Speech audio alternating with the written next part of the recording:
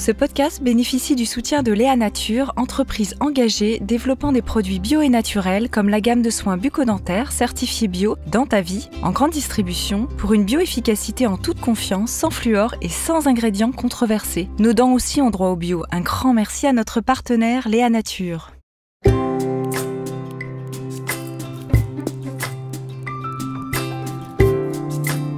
Bienvenue dans la saison 4 de Métamorphose. Chaque semaine, je vous invite à la découverte de sujets lumineux avec des personnalités qui portent une voix d'éveil des consciences. Métamorphose, le podcast qui éveille la conscience. Par Anne Guéquière, tous les lundis et jeudis, dès 7h. Et si c'était dans la bouche que tout commençait? Chaque jour, à travers nos interactions avec les autres, tout autant qu'avec notre environnement direct, nous absorbons des quantités d'informations sous diverses formes, souvent microscopiques et bien sûr microbiennes. Tout cela forge notre capacité d'adaptation au monde et notre corps s'en fait l'interprète, si tant est que nous puissions y lire les informations nécessaires. Mon invité d'aujourd'hui semble être sur une voie éclairante. Il est déjà venu ici nous parler du microbiote intestinal, mais avec la publication de son dernier livre, La bouche, miroir de notre santé, il va nous en apprendre un peu plus sur toutes ces découvertes capitales pour notre santé. Gastro-entérologue, hépatologue, cancérologue, ostéopathe, spécialiste en immunologie et en mycothérapie, le docteur, qui se trouve juste là en face de moi, va nous permettre de mieux comprendre ce que révèle notre bouche de notre corps, mais surtout nous parler des traitements et soins que nous pouvons faire dès aujourd'hui pour commencer un nouveau chemin de santé. Je reçois aujourd'hui, je suis ravie d'accueillir dans Métamorphose, vous l'aurez reconnu, le docteur Bruno Donatini. Bonjour docteur. Bonjour, merci mille fois de votre accueil. Avec grand plaisir.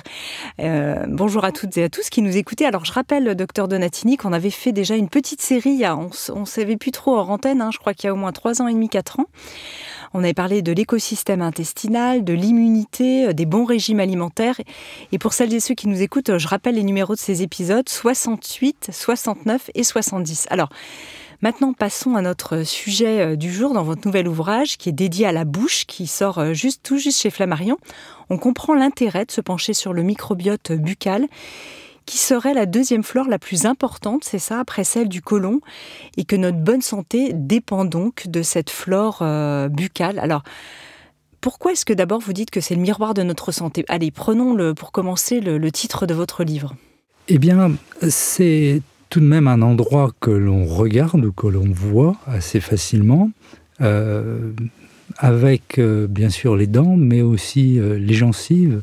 Et puis on le constate assez facilement lorsque l'on met des aliments dans la bouche. Est-ce que l'on a une bonne saveur, un bon odorat? Est-ce que c'est douloureux?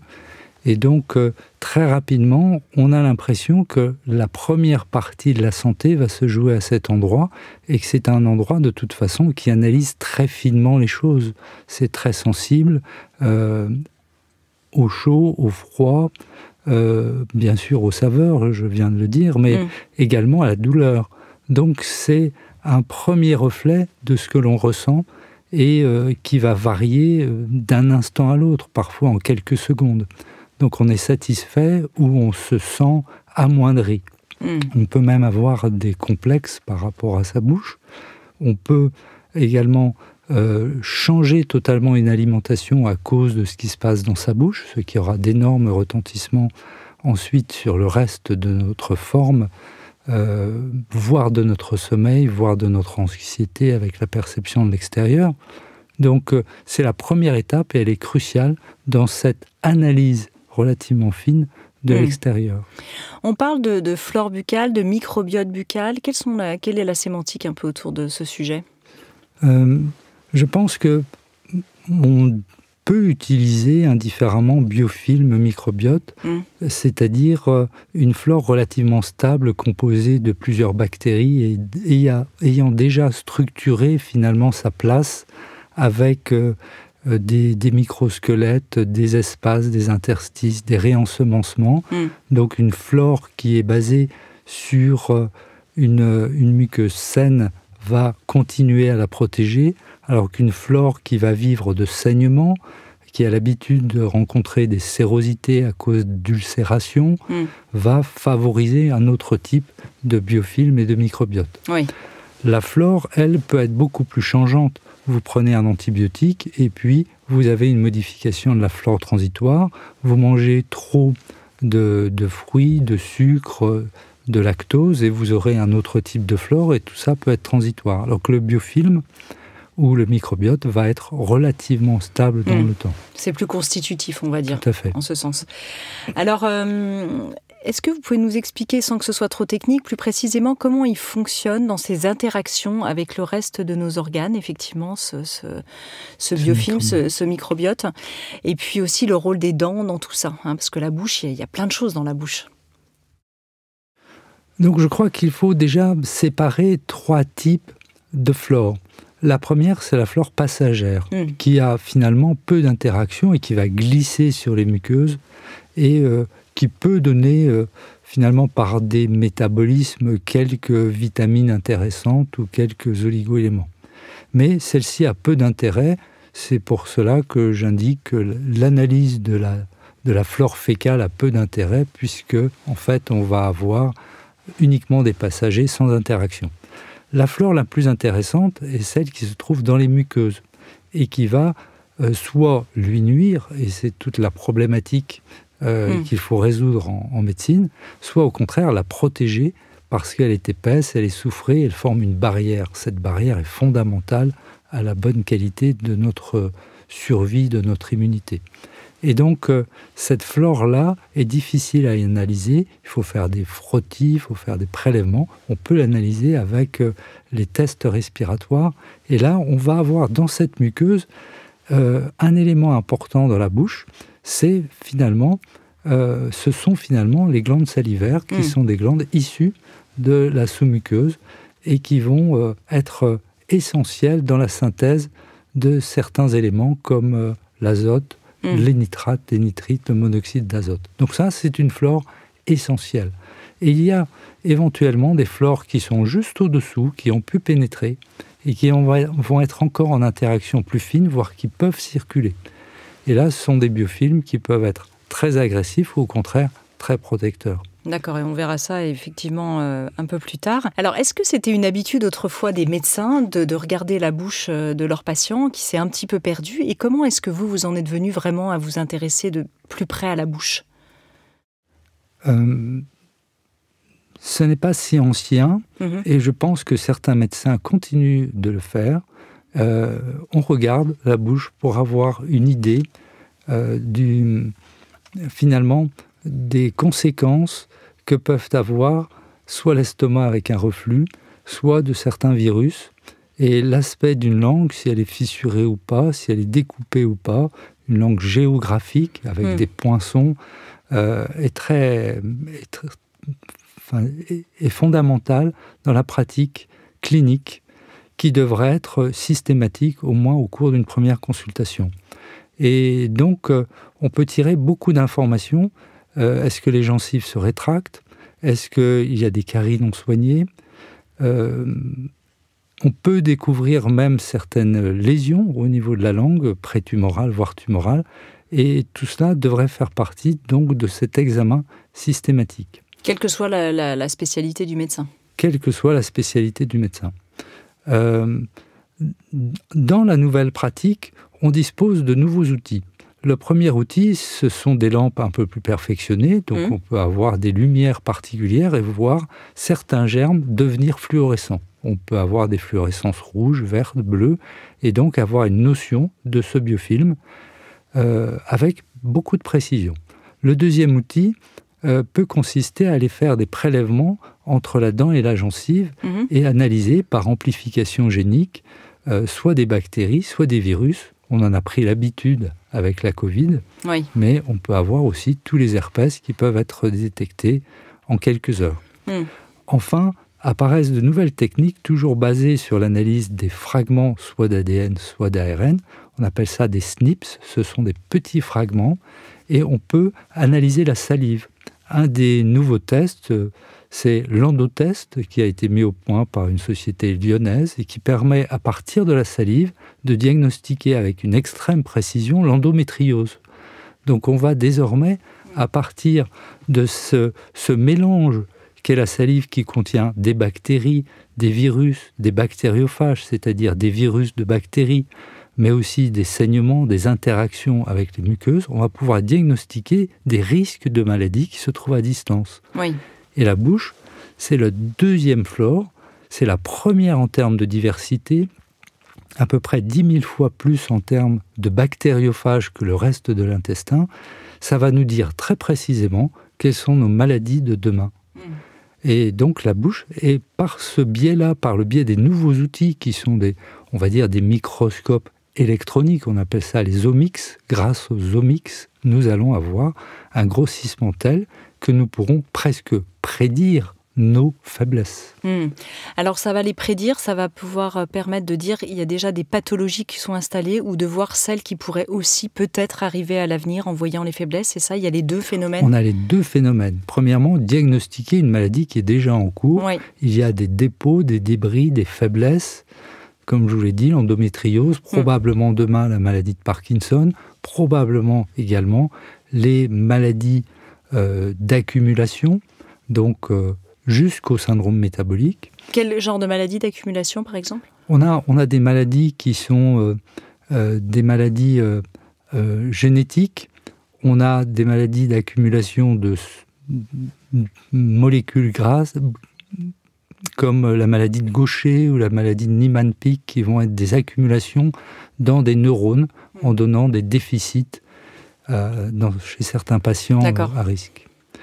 Ce qui est beaucoup plus intéressant, c'est qu'il est probable qu'on arrive, à partir de ces prélèvements de bouche, de définir des faiblesses, comme on l'a dit, au niveau de l'endomètre, donc endométriose, mais aussi de la fertilité, mais aussi du risque de polypes, du risque dans le côlon, de risque de maladies neurodégénératives comme l'Alzheimer, et de risque de diabète de type 2, par exemple, tout simplement à partir d'une mauvaise flore buccale. Est-ce que le cancer aussi peut faire partie de ces pathologies qu'on peut détecter?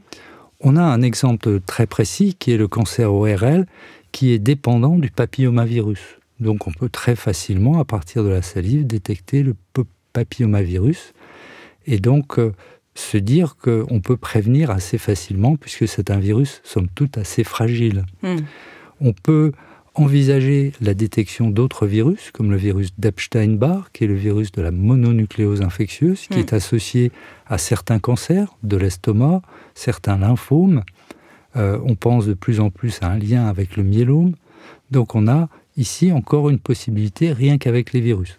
Le cytomégalovirus, qui sans être la cause de la tumeur cérébrale, est toujours présent et qui, lorsqu'il est absent, supprime le risque de cancer primitif du cerveau. Donc on a dans cet endroit un milieu de culture aussi bien bactérien que viral qui nous permet de prédire notre fragilité de demain. C'est ça. Alors c'est vrai que ça marche un peu dans les deux sens, c'est-à-dire, enfin, je ne sais pas si c'est bien exprimé comme ça, c'est-à-dire qu'il exprime à la fois ce qui se passe à l'intérieur, plus bas peut-être on va dire, et en même temps, il y a des choses qui peuvent aussi s'infiltrer via la bouche, qui peuvent donner des pathologies. Tout à fait. C'est-à-dire que la bouche va inflammer le système sous-jacent, bien sûr, va coloniser petit à petit. L'un des exemples intéressants, c'est que la bouche va souvent coloniser l'appendice et qui va ensuite coloniser le reste du côlon et éventuellement le périnée, la vessie, la prostate, l'utérus. Et donc, si vous enlevez l'appendice, vous n'avez plus de problème sous-jacent. Le côlon, la prostate, la vessie, l'utérus sont beaucoup plus protégés. Si vous nettoyez la bouche, vous aurez même plus ce problème. Donc, si vous authentifiez précocement le risque, si vous prenez soin de remettre en état la bouche avec un bon microbiote, vous supprimerez de la même façon que si vous enlevez l'appendice, un risque très important pour le reste du corps. Sauf que l'appendice, souvent, on s'en rend compte un peu trop tard quand il est temps de l'enlever, pour bon nombre de patients. Tout Tout à fait. Donc, la bouche peut être finalement le miroir privilégié, facile d'accès. Grâce aux omics et aux nouvelles méthodes physiques d'examen, on peut aller beaucoup plus vite vers un facteur de risque, enfin identifier un facteur de risque, et c'est finalement assez simple d'aller modifier un microbiote. Nous avons les moyens de détruire des virus, de détruire des bactéries, de modifier l'alimentation si on veut être beaucoup plus doux, ouais, on et va venir aux d'avoir un solutions. moyen d'action. Bien sûr, oui, effectivement. Avant d'en venir aux solutions, écoutez bien, parce qu'effectivement, on va vous donner tout un tas de choses à faire. Restons un peu sur le diagnostic. Est-ce que la maladie parodontale est le signe, peut être le signe d'une maladie auto-immune plus large? Est-ce qu'on doit s'inquiéter, effectivement, quand on a des problèmes de gencives? C'est un point très s'inquiéter, important. je ne veux pas inquiéter les gens, évidemment, hein, mais en tout cas, ça doit interroger, on va dire. C'est le premier signe qui doit amener une consultation. Ça ne doit jamais être négligé. Une gencive qui saigne, ce n'est pas normal. Même si c'est simplement au brossage. Il vaut mieux aller consulter son dentiste pour qu'il vous réapprenne à bien brosser si c'est nécessaire, ou pour qu'il constate le début du liga sur la gencive. Donc ce n'est jamais anodin.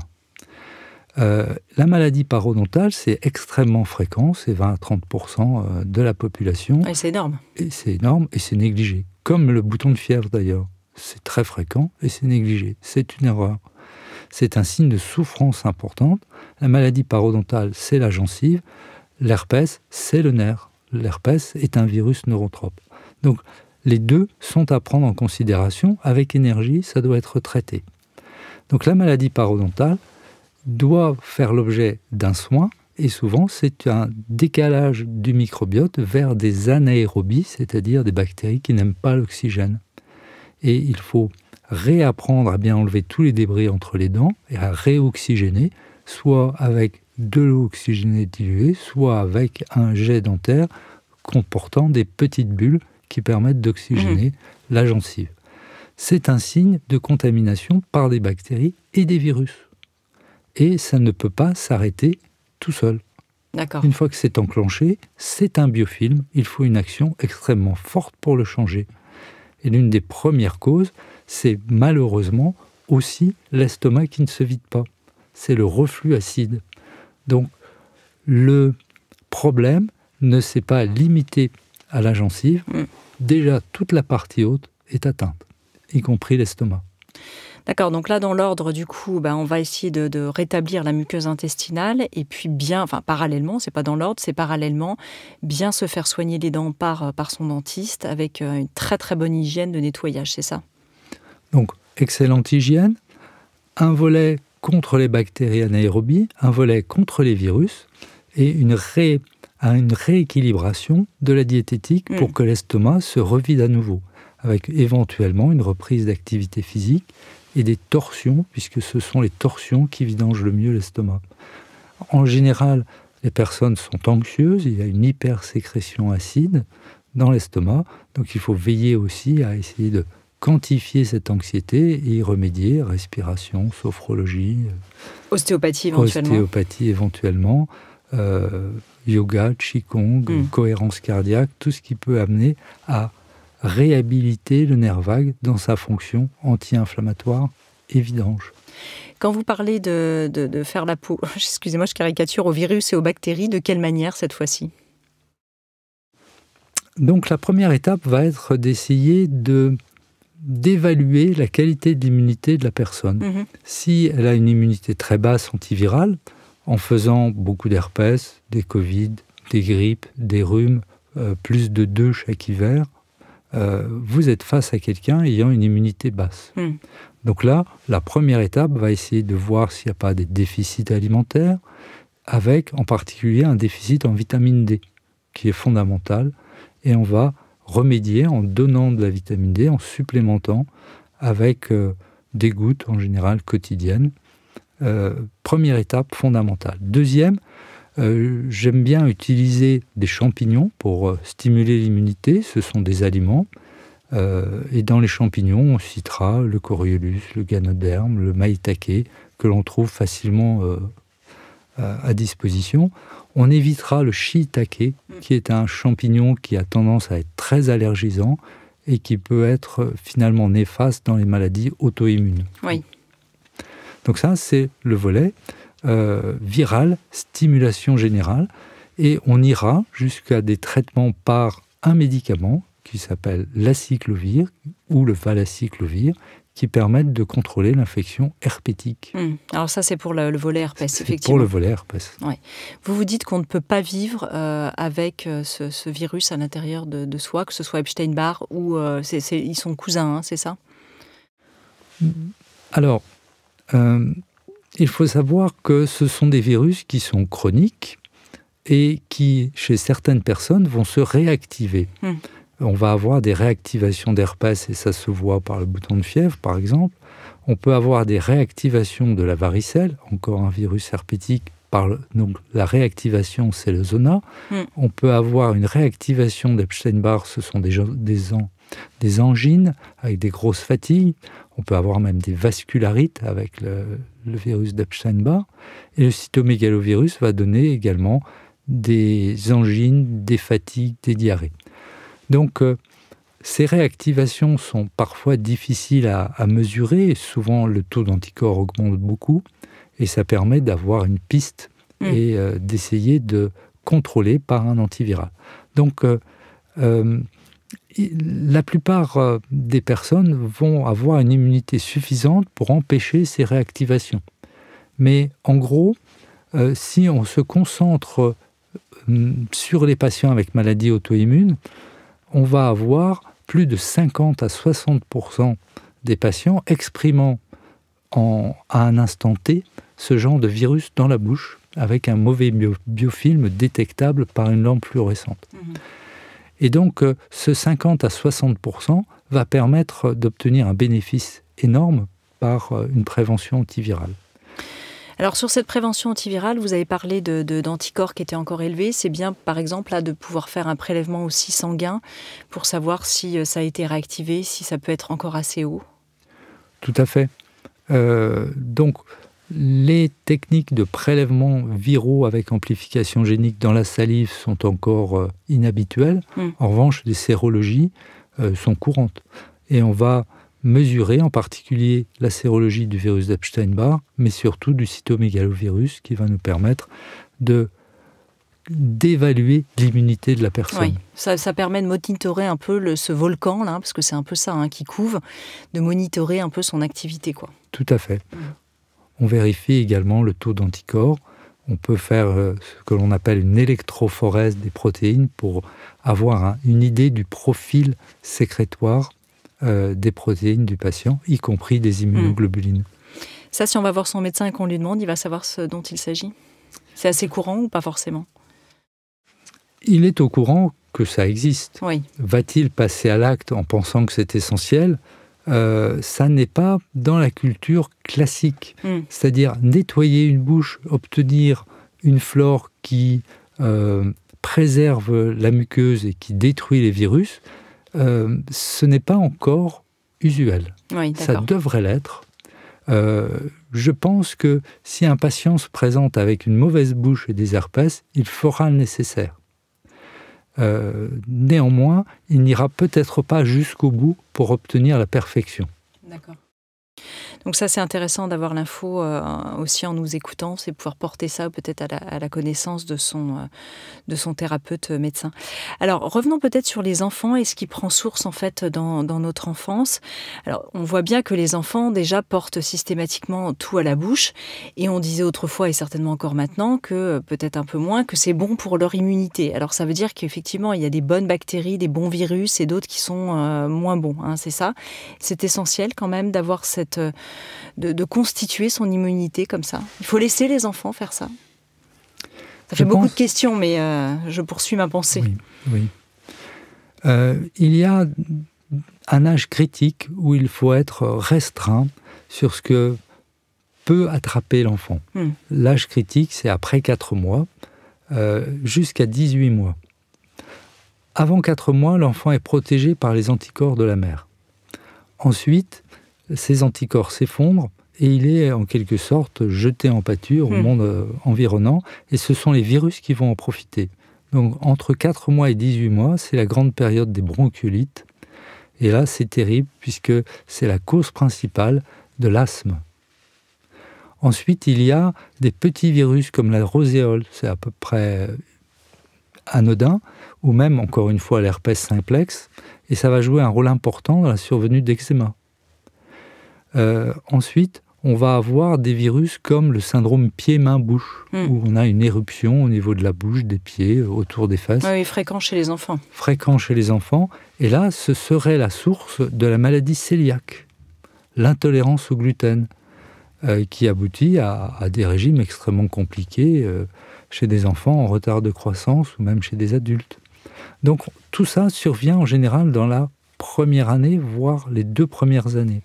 Donc là, l'enfant doit être protégé. Les parents, lorsqu'ils ont un rhume, doivent porter un masque. L'enfant ne doit pas être avec les autres enfants de sa fratrie, sinon il va attraper tous les rhumes qui viennent de l'école, de la crèche, et ça va être catastrophique. Donc là, c'est une période où on doit prendre vraiment grand soin, et il ne s'agit pas d'élargir le risque viral. En revanche, on va élargir la diversité alimentaire. On va introduire beaucoup de légumes. On sait que après ces 18 mois, on va être beaucoup plus souple sur le type de contact avec les autres. On sait également que là, la théorie hygiéniste reprend toute sa valeur. C'est-à-dire que si vous avez un animal dans la maison, l'enfant fera moins d'allergies, parce qu'il va avoir le microbiote en partie de l'animal sur ses mains qu'il va porter à la bouche. Donc ça, c'est le premier volet viral. Le deuxième pouvant être un volet de staphylocoque qui peut être apporté par les parents. Si les parents sont porteurs au niveau de leurs mains de staphylocoque, ils devront prendre bien soin de nettoyer leurs ongles très régulièrement avant de toucher le bébé. Parce qu'une staphylococcie apportée à ce moment-là va infecter la bouche de l'enfant, et c'est une période où les dents sortent. Et les dents, c'est un traumatisme, et c'est une infestation, et parfois des micro-infestations au niveau de la gencive, de la dent et de l'os. Et qui donne quel type de... Ça se manifeste comment? On suspecte 2 bactéries dans la survenue de la polyarthrite rhumatoïde. La première, staphylocoque doré. La deuxième, Agregatibacter. Et donc, ce sont des bactéries qui aiment l'oxygène, qui sont sur les dents de devant et qui vont aimer beaucoup apprécier cette ambiance qui est l'os, qui est très peu protégée. Et donc, on va avoir des bactéries qui créent des micro-abcès, des granulomes, et qui vont rester toute une vie.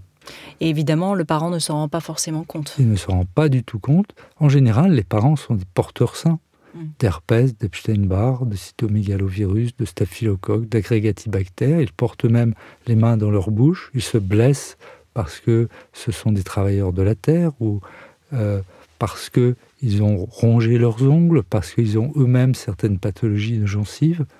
Et donc leurs doigts en sont porteurs. Alors c'est vrai que ça fait un peu peur, dit comme ça, parce qu'on se dit, en vous entendant, on peut imaginer qu'il faut garder l'enfant dans une bulle de verre. Or, les enfants vont à la crèche, parce que là, vous avez parlé des enfants, des parents éducateurs qui potentiellement n'ont pas les mains très propres, etc. Mais souvent, maintenant, les petits sont en contact avec tout un tas d'autres adultes qu'on ne maîtrise pas forcément non plus. Et puis tous ces autres petits qui sont aussi peut-être porteurs de ça. Alors, bien sûr, il ne faut pas être terrorisé, il faut être prudent. Les grands principes, donc dans cette période clé, de 3 mois à 18 mois, c'est la période de la crèche. Donc, que faire en pratique? Premièrement, s'assurer soi-même en tant que parent qu'on a les mains propres et qu'on a des gencives saines. Donc, la bouche doit être vérifiée, on ne porte pas d'herpès, on n'embrasse pas les enfants si on fait des herpès, et on nettoie cette bouche avec un peu d'oxygéné dilué, et on fait attention à son alimentation. Le tabac, dans cette période, est interdit. C'est un des grands facteurs d'asthme entre 4 mois et 18 mois. Ensuite, comme je vous l'ai dit, l'enfant a, si possible, sa chambre à lui. Même s'il est petit, il a un endroit qui est protégé dans ces 4 mois, 18 mois. S'il y a à la crèche des rhumes, eh bien, l'enfant ne doit pas y aller dans cette période-là. Parce que sinon, il va l'attraper. C'est certain. Oui. Donc, en général, ce sont des virus extrêmement simples, qui sont des virus type rhinovirus aux virus respiratoires syncytiales qui vont être dans les crèches et donner les bronchiolites. Donc c'est une période hivernale. On va supplémenter l'enfant avec de la vitamine D. Ça, c'est très important. Sous quelle forme vous le recommandez pour les petits ? Ce sont des gouttes. D'accord. Ce sont des gouttes pas forcément des ampoules, des doses. Ce sont des gouttes, d'accord. Avec des doses quotidiennes. On va veiller à une diversification de l'alimentation avec beaucoup de légumes. Et les légumes vont être blanchis et moulinés. On va avoir peu d'extraits. Légumes blanchis, ça peut être au cuit-vapeur, par exemple. Ça peut être le cuit-vapeur. D'accord.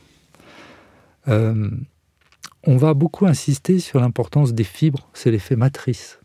On sait que le jus de carotte, c'est bien moins bon que la carotte. La compote ou le jus de pomme, c'est moins bon que la pomme.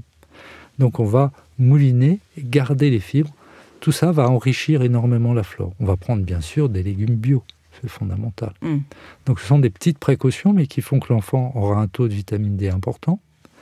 Il aura des fibres très importantes, des polyphénols, il sera à distance des gens malades et il sera baigné, caressé avec des mains propres et quelqu'un qui portera un masque s'il est infecté ou s'il a un bouton de fièvre. Voilà, mais c'est bien d'avoir au moins, ça paraît simple. C'est très clair, voilà. applicable par tout le monde.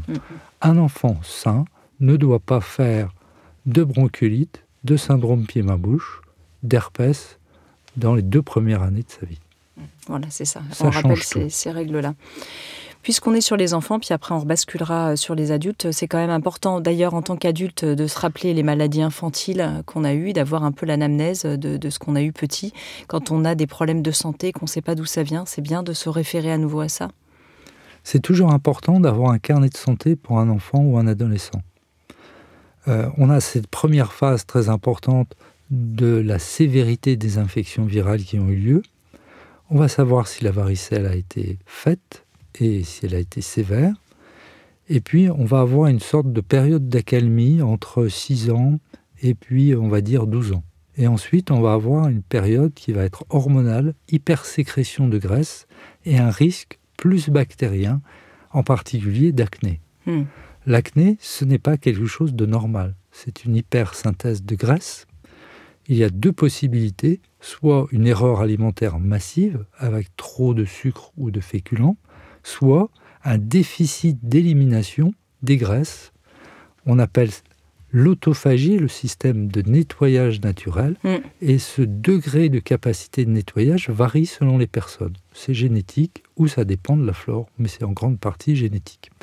Donc nous ne sommes pas égaux devant l'acné, et cette peau grasse peut être jugulée soit en activant l'autophagie, soit en diminuant la prise de sucre, ou les 2. Et comment on jugule l'autophagie, du coup ? Alors, l'autophagie doit être stimulée modérément.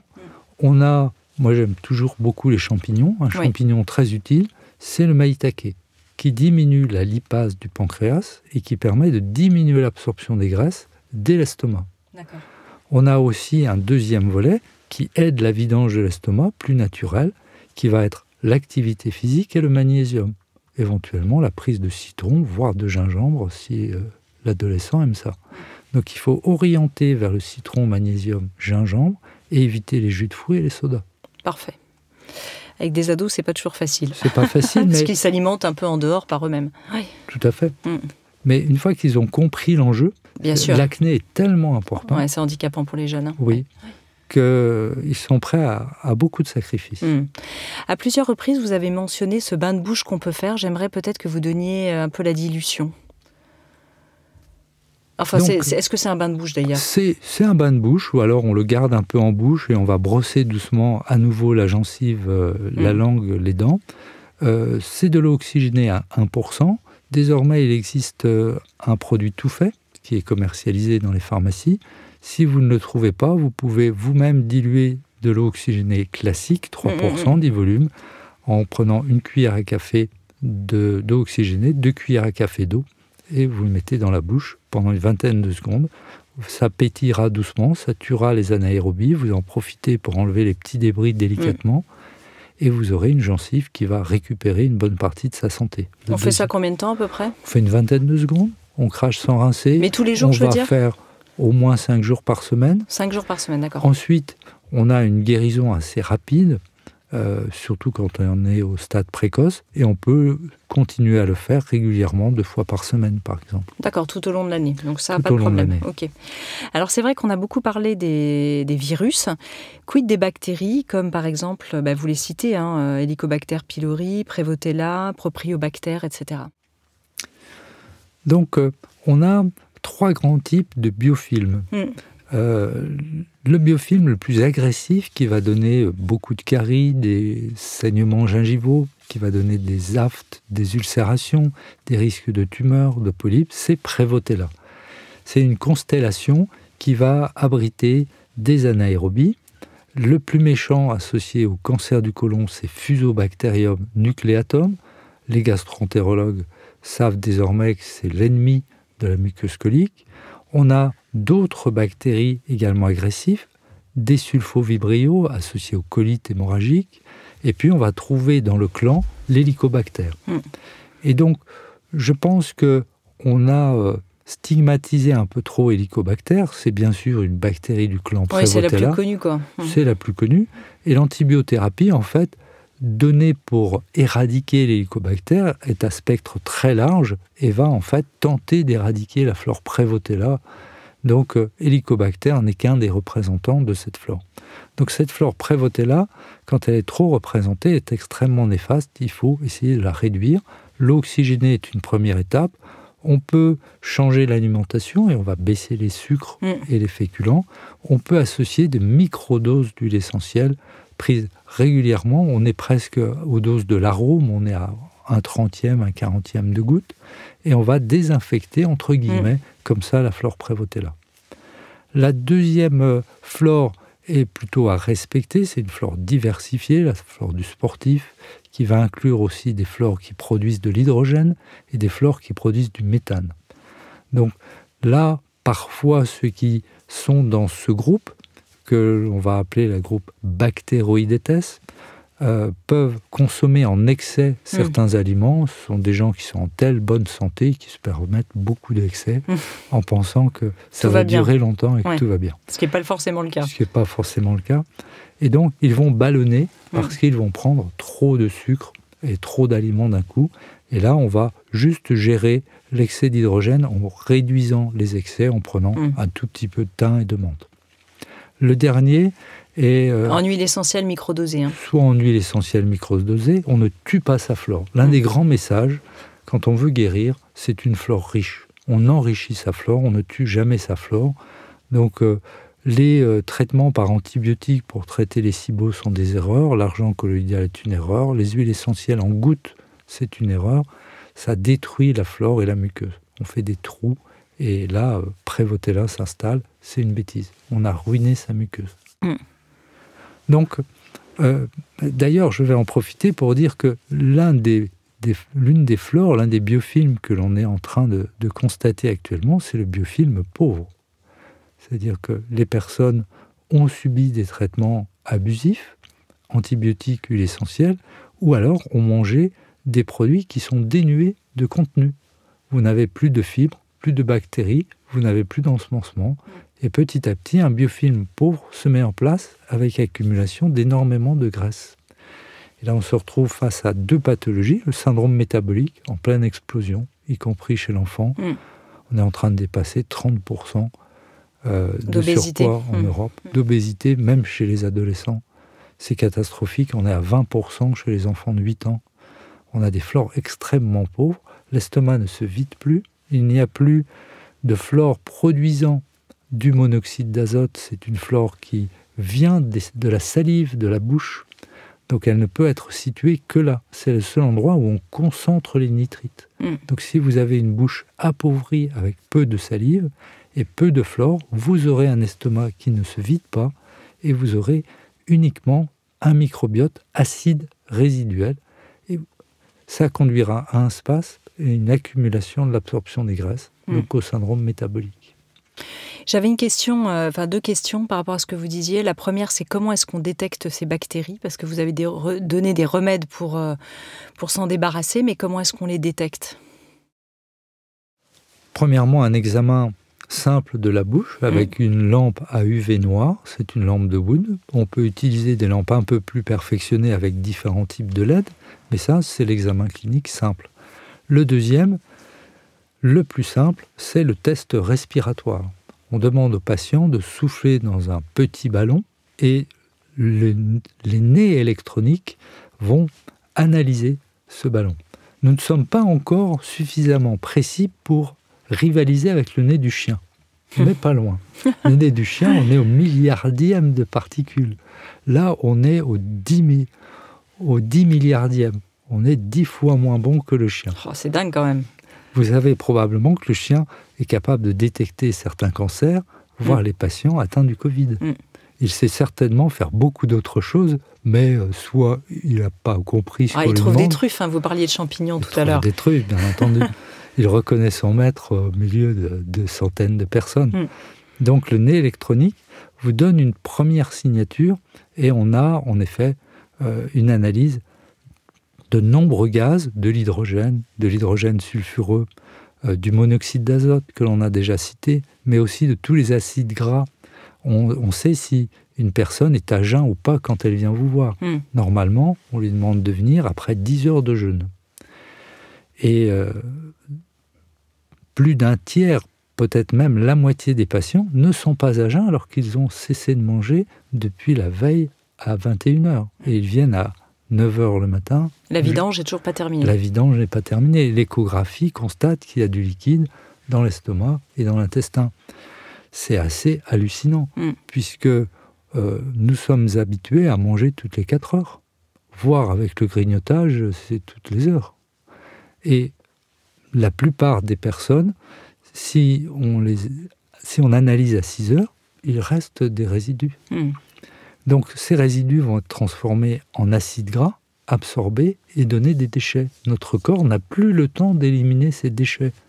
Nous sommes des usines à production de graisse et de déchets que nous ne sommes plus capables d'éliminer. Pas assez d'activité physique, trop de dépôts. Nous sommes dans une ère de maladie de dépôt, syndrome métabolique, neurodégénérescence. Donc le test respiratoire nous dit, vous êtes dans cette situation d'accumuler alors que ça fait 10 heures que vous n'avez pas mangé. Donc vous devez mettre en place soit un jeûne intermittent, soit une réduction des sucres qui sont à la source de la production, soit on doit augmenter ce mécanisme d'autophagie. Et donc soit on utilise des champignons, certaines plantes, on peut utiliser certains médicaments, utilisés dans le diabète d'ailleurs, pour augmenter cette élimination. C'est ça. Je reviens, c'était mon deuxième point, sur les huiles essentielles microdosées, parce que c'est vrai, quand on vous entend et qu'on entend ces dosées à 1/40e, les gens vont se poser la question comment faire. Et en fait, vous le faites dans les produits, par exemple, qui sont formulés, où c'est vraiment un microdosage qui est fait en laboratoire et pas par les patients eux-mêmes. Donc cette Ils sont sur un support. D'utilisation des huiles essentielles en microdosé n'est en effet pas accessible au bricolage. Voilà, je voulais le préciser. Tout à fait, tout à fait. Donc, soit vous restez sur un domaine qui va être un domaine purement diététique, ce qui est possible, et donc là, on a des régimes qui sont pauvres en produits fermenteurs, pauvres en FODMAP, fermentescibles, oligo, di et monosaccharides et polyols, très connus. Il suffit de taper FODMAP pour avoir et puis j'ai fait un super podcast dessus. Donc ça, c'est un très bon régime. On va le durcir en général en baissant les sucres rapides, le miel, et les confiseries, le chocolat, on va réduire la confiture. Ça, ce type de réduction va permettre aussi de s'attaquer à l'excès de nickel. Nous sommes dans une société de nickel.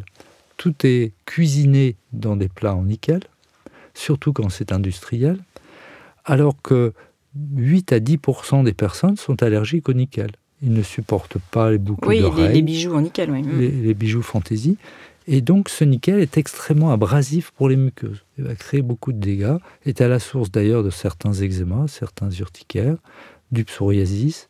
Donc on va s'attaquer au nickel en réduisant les sucres rapides parce que beaucoup de sucreries, de confiseries en contiennent, soit du miel, soit du chocolat. Le chocolat, c'est la source la plus importante en nickel que l'on puisse faire. Le pire, c'est la pâte à tartiner chocolat, puisqu'il y a nickel, induit par le chocolat et la noisette.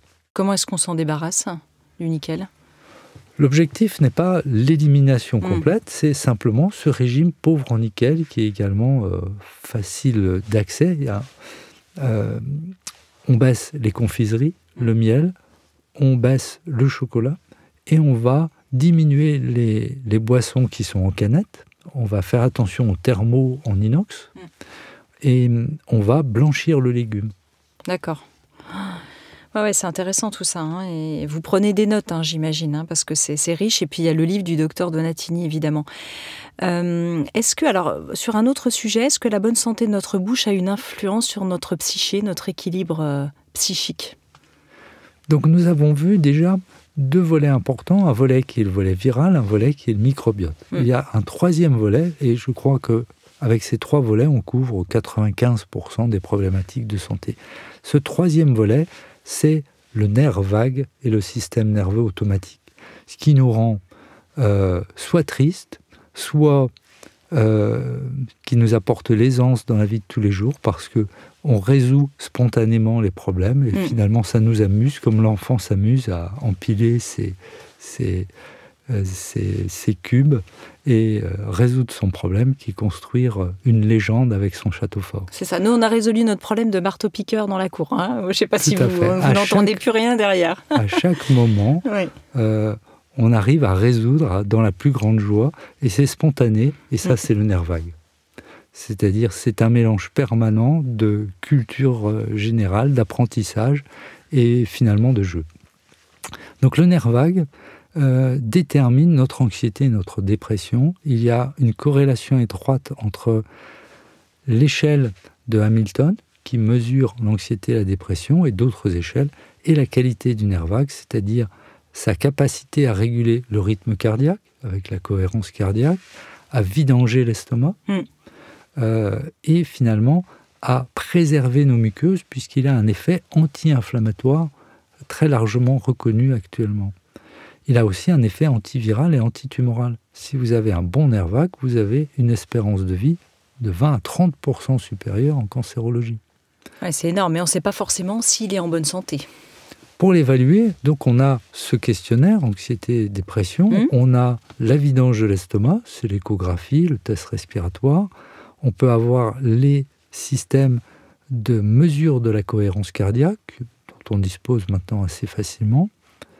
On a également des mesures de l'immunité qui sont corrélées, donc ce sont des rapports entre certains globules blancs et d'autres globules blancs, les neutrophiles, les lymphocytes. Tout ça va nous dire si ça fonctionne ou pas. On peut également stimuler le nerf avec un petit appareil. C'est de l'électrostimulation à fréquence basse et à intensité très faible. Et on peut mesurer la vidange de l'estomac par échographie ou la sécrétion salivaire, on appelle ça une sécrétion active. Donc on peut avoir des petits outils qui nous permettent d'amplifier notre connaissance de ce système automatique. Ça a à voir avec justement le monoxyde d'azote, c'est ça ? On peut également mesurer le monoxyde d'azote produit avant et après stimulation.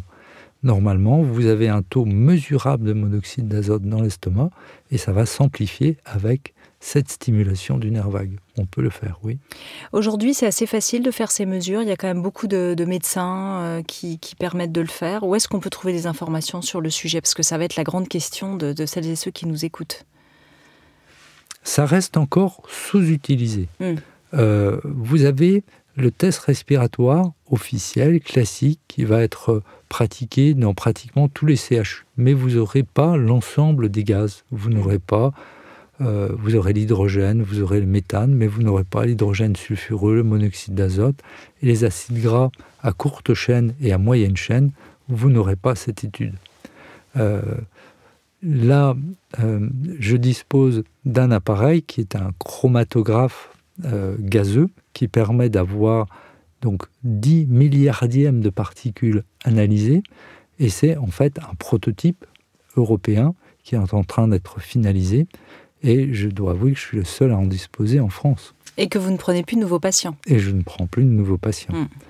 En revanche, je forme des personnes avec des nez électroniques qui sont également performants, voire très performants, et ça va s'améliorer très vite. puisqu'il y a un avantage médical important. Oui. Donc il y a d'autres personnes qui pratiquent ces tests respiratoires. D'accord. Il y a un site sur lequel on peut les retrouver ? Je pense que le site qui permettra de donner plus d'informations s'appelle ecim.pro. Parfait, comme ça vous avez des infos, puis on le rappellera à la fin de l'émission. Venons-en peut-être donc oui à la psyché. Alors on peut avoir, est-ce qu'une dépression par exemple peut être légère ou même grave, peut être le signe d'un problème et d'un déséquilibre physiologique? Tout à fait. Vous avez dû remarquer, la médecine aime bien découper en petits morceaux. C'est la classification, le diagnostic, tout commence par ça. Si vous voulez analyser un problème, vous commencez par un diagnostic. Donc, vous avez un ensemble de signes, vous les regroupez, vous les redécoupez, vous les regroupez. Donc, on va dire qu'on va classer. Donc, on va diagnostiquer une dépression avec cette échelle anxiété-dépression de Hamilton. Et puis, on va essayer de savoir dans quelle catégorie elle tombe. Donc vous avez les dépressions sévères, pratiquement psychotiques, on va les mettre de côté. Oui. Maniaco-dépression, c'est pas du ressort, je dirais, des non-spécialistes. Même en médecine, très vite, on va envoyer vers les psychiatres. Psychiatrie. Donc on va rester avec des dépressions qui vont être réactionnelles, entre guillemets, et on va avoir toujours un rôle important de l'inflammation sous-jacente. Et on a deux types de flore. On a une flore qui va être méthanogène dans 10% des cas, avec constipation, graisse dans le foie, très peu d'hydrogène, et qui va être finalement facile à traiter, puisque on va rajouter un sucre, qui est du lactulose, qui va créer de l'hydrogène, qui est le concurrent du méthane. On va traiter à la fois la dépression et la constipation. On le trouve sous quelle forme d'ailleurs ? Le lactulose se trouve en petits sachets sans ordonnance en pharmacie. D'accord. On prend un petit sachet de 10 grammes le matin ou la moitié d'un et on va retrouver un meilleur transit. On va baisser la flore méthanogène. Le test respiratoire indiquera à nouveau de l'hydrogène. Vous avez enrichi la flore, vous avez changé la personne. Si on n'a pas la possibilité de faire un test, qu'on se sent un peu déprimé, qu'on ballonne et qu'on est constipé, on peut se faire un petit test en prenant quelques jours ? Tout à fait. D'accord. Tout à fait. Donc ça, c'est 10% des dépressions. Ensuite, on a donc 10% de psychose et 80% de flore inflammatoire avec mauvaise absorption. Et on peut avoir dans cette catégorie le burn-out, qui est l'atteinte du nerf vague simultané. Donc brutalement, votre estomac ne se vide plus, vous avez une flambée virale, et c'est comme si vous faisiez une grippe qui déclenchait une hyperinflammation ou un Covid qui déclenche une hyperinflammation, vous êtes effondré du jour au lendemain. Donc là, vous avez dans le burn-out un rôle des virus.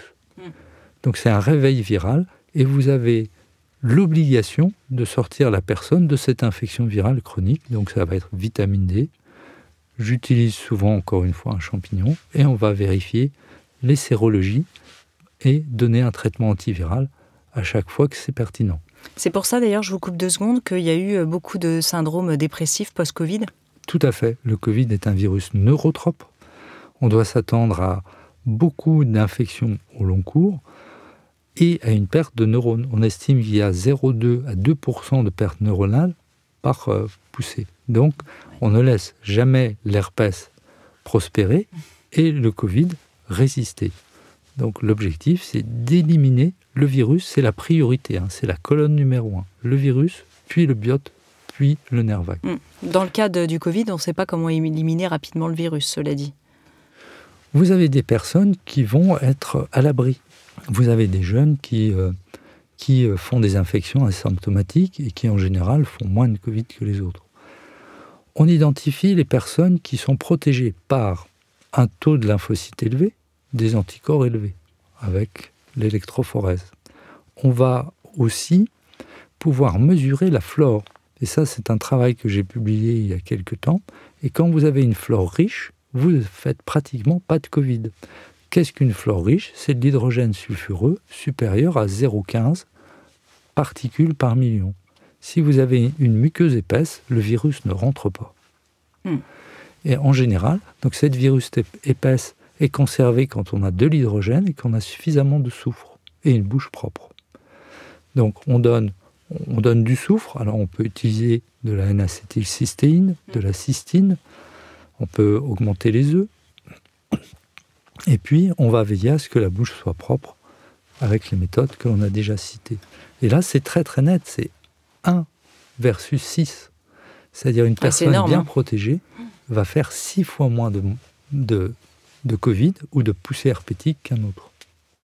Alors revenons peut-être, on a parlé de effectivement l'hygiène buccale. Quel dentifrice vous pouvez conseiller? Est-ce qu'il y a des produits toxiques ou bactéricides? Est-ce qu'il faut donner peut-être des suppléments fluor qui étaient un peu l'usage chez les enfants? Quid des cure-dents? Rapidement, parce qu'on approche de la fin du podcast et puis j'avais encore quelques questions. Le premier principe, c'est qu'on ne détruit pas sa flore buccale, donc on ne va pas prendre des antibiotiques, des dentifrices agressifs. On peut d'ailleurs se contenter d'un brossage, je dirais, appliqué avec de l'eau oxygénée. Ça peut tout à fait suffire. Le brossage suffit. Donc, le dentifrice le plus neutre possible. La brossette est plus importante que ce que l'on met dessus. Deuxième volet, la vitamine D est utile. On en prend régulièrement, on en donne aux enfants, on continue à en donner. Il n'y a aucune raison que l'enfant en soit privé. Et dès qu'il a des infections à répétition, c'est qu'il en a besoin. Les enfants sortent peu, ils jouent de moins en moins dehors, donc la supplémentation doit être systématique. Le fluor, il y a des consignes qui sont très précises, avec des doses, des dentifrices. Il faut suivre ça à la lettre. Classiquement, donc les dentifrices ne doivent pas contenir de triclosan, qui sont des produits qui sont plutôt abominables, et pour la personne et pour l'environnement, ce n'est pas détruit, donc on évite ce genre de produits. Les bains de bouche, très peu, c'est trop agressif. Ça détruit trop la flore, donc il ne faut pas, sans arrêt, essayer de détruire sa flore avec des bains de bouche, qu'ils soient bleus, rouges, donc on évite. Sauf celui que vous avez indiqué 2 fois par semaine. Avec l'eau oxygénée diluée. Ouais. On n'agresse pas ses gencives avec des cure-dents. On peut utiliser un fil dentaire, mais ce sont des petites lyres toutes simples, en douceur, pour éliminer les amas, ou un hydropulseur. Et la brossette doit suffire la plupart du temps. Dans une bouche, il y a toujours des recoins qui sont plus à risque que d'autres. C'est toujours au même endroit qu'on retrouve les petits amas d'aliments. Donc on va veiller à ce que cet endroit ou ces 2 endroits soient bien nettoyés. Très bien. On n'a pas parlé du candida albicans, parce qu'on le voit dans la bouche aussi, j'imagine. Oui, tout à fait. On peut voir le candida. Ce champignon, pour celles et ceux dont il s'agit. Alors souvent, ce n'est d'ailleurs...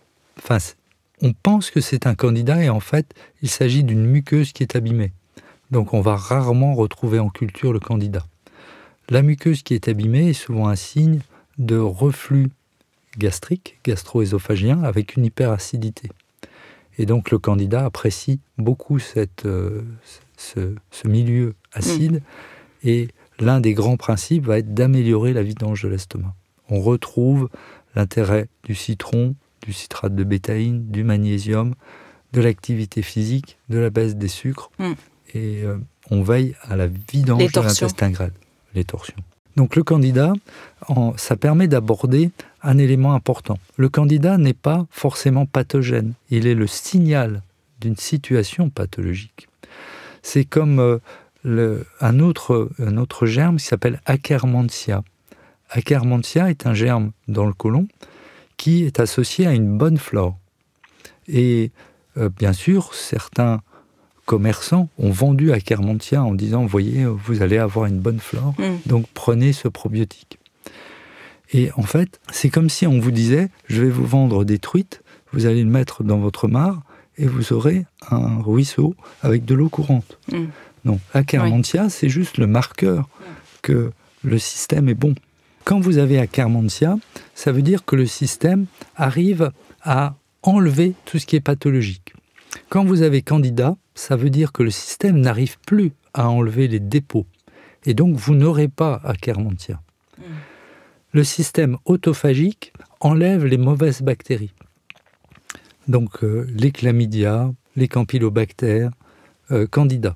Donc, c'est le signal que le système est embourbé. Et ce n'est pas en rajoutant un probiotique que vous allez l'améliorer. C'est en diminuant la boue. Ouais. Donc, 2 méthodes. On augmente l'autophagie, on diminue les sucres ou l'alcool. Vous n'avez pas d'autre choix. Oui. Et l'autophagie, on a déjà expliqué comment le diminuer. Comment on pouvait le faire. Ouais. Et souvent, c'est un système qui débute dans le duodénum, à la sortie de l'estomac. Et c'est là où va se bloquer la vidange de l'estomac, d'où l'accumulation de graisse dans le foie, dans le pancréas, le début du diabète, le début de graisse de cholestérol. Les calculs éventuellement. Reflux, les calculs biliaires. Donc ça, c'est ce dépôt qui va commencer dès la partie haute. Les fameuses boues biliaires qui se forment. Absolument. Oui, d'accord. Eh bien, ça en fait des informations. Hein. J'espère que vous nous avez bien suivis, vous qui nous écoutez, que vous avez un peu noté effectivement tout ça. Sinon, vous le retrouverez dans le livre du docteur Donatini.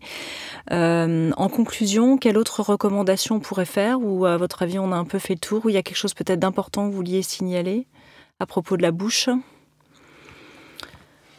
Je pense qu'on a fait le tour. Je veux simplement souligner le fait qu'une bouche doit être indolore. Il ne doit pas y avoir de mauvaise haleine, elle ne doit pas saigner, elle ne doit pas exprimer de virus, donc pas de bouton de fièvre, pas d'aphte. C'est l'organe le plus important qui va vous indiquer si vous êtes en bonne santé. Il faut en prendre vraiment soin, très tôt, et faire attention pour les mamans à la bouche de leur enfant, surtout à la sortie des dents. Donc ça, c'est le numéro 1. Ensuite, on a ce système de déglutition, de fausses routes, et ça, les difficultés se mettent en place très tôt, avec la dyslexie, on n'en a pas parlé. Non. C'est-à-dire que cette mobilité, cette facilité d'utiliser la langue, la phonation, est souvent rattachée à des problèmes d'autres difficultés d'adaptation. Donc on va trouver des enfants agités, des TDAH, pour employer encore un mot très à la mode. Les troubles de l'attention. Les troubles de l'attention. Donc c'est encore le nerf vague, probablement une dysbiose qui peut avoir commencé dès la gestation. Alors la dysbiose, c'est le contraire de l'eubiose, hein, qui est l'état idéal d'homéostasie et d'équilibre du corps. On n'a pas parlé d'ailleurs des aftes, rapidement peut-être, c'est le signe de quoi? L'afte, c'est une agression avec une hyperréaction immunologique, souvent des virus. Pas toujours, ça peut être une petite blessure qui s'infecte parce qu'il y a une mauvaise immunité avec beaucoup trop de globules blancs agressifs. On peut avoir une libération de composés également agressifs liés à l'allergie, au terrain allergique. Ça doit être résolu très rapidement et en général eau oxygénée. Encore une fois, éventuellement un champignon pour changer un peu le statut immunitaire de cette porte d'entrée. C'est très important. Parfois, chez certaines personnes, ce sont carrément des aliments. On pense évidemment aux noix qui donnent ça. On a les noix, l'ananas, et là, on retombe sur cette intolérance au nickel. Ah oui? Grand pourvoyeur. On évite les noisettes, alors? Oui, contient du nickel. Les cacahuètes, les noisettes en contiennent beaucoup. Okay. Donc, pensez au nickel. Pensons au nickel. Merci infiniment, docteur Bruno Donatini. C'est toujours passionnant. Si vous voulez poursuivre cette écoute, je vous rappelle notre série que nous avions fait précédemment, il y a 3 ans et demi, avec les épisodes 68, 69, 70. Vous en saurez plus sur l'écosystème intestinal, l'immunité, la flore, les bons régimes alimentaires, parce que c'est vrai que là, on est passé assez rapidement sur l'alimentation, mais on en a parlé, enfin, on a dit déjà beaucoup de choses, hein, mais on en a parlé de manière plus détaillée, avec des régimes alimentaires qui sont toujours sains, le FODMAPS, des aliments cuits, blanchis, les bonnes casseroles, etc. Enfin, tout ça sont des habitudes dont on a parlé également dans les podcasts précédents. Attention aux farines aussi. Vous rappelez aussi toujours le rôle de la respiration, très important. Vous recitez à chaque fois la cohérence cardiaque et puis des pratiques de bien-être. Je sais que je crois que vous pratiquez peut-être le tai chi ou le qigong vous-même. Tout à fait. Ouais. Voilà, alors je rappelle le titre de votre livre, La bouche, miroir de votre santé, aux éditions Flammarion, qui vient tout juste de sortir. Un immense merci, docteur Donatini, et j'espère à bientôt dans Métamorphose. Bien volontiers. Merci de votre accueil. Si Si vous avez aimé ce podcast, n'hésitez pas à lui donner 5 étoiles sur Deezer et surtout abonnez-vous gratuitement sur votre plateforme préférée pour ne manquer aucun épisode. Découvrez mes invités en avant-première sur Instagram à l'adresse Métamorphose Podcast et abonnez-vous aussi gratuitement dès maintenant à la newsletter Métamorphose pour être au courant de nos conférences, ateliers et de nos dernières actualités. Pour ça, rendez-vous sur notre nouveau site www.métamorphosepodcast.com. Métamorphose, le podcast qui éveille la conscience. Par Anne Guéquière, tous les lundis et jeudis, dès 7h.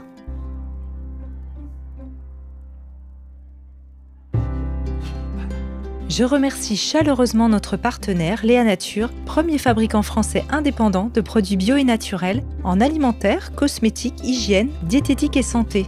Une entreprise familiale engagée dans une démarche de philanthropie environnementale portée par l'adhésion de leur marque bio au collectif mondial 1% for the Planet et leur fondation d'entreprise.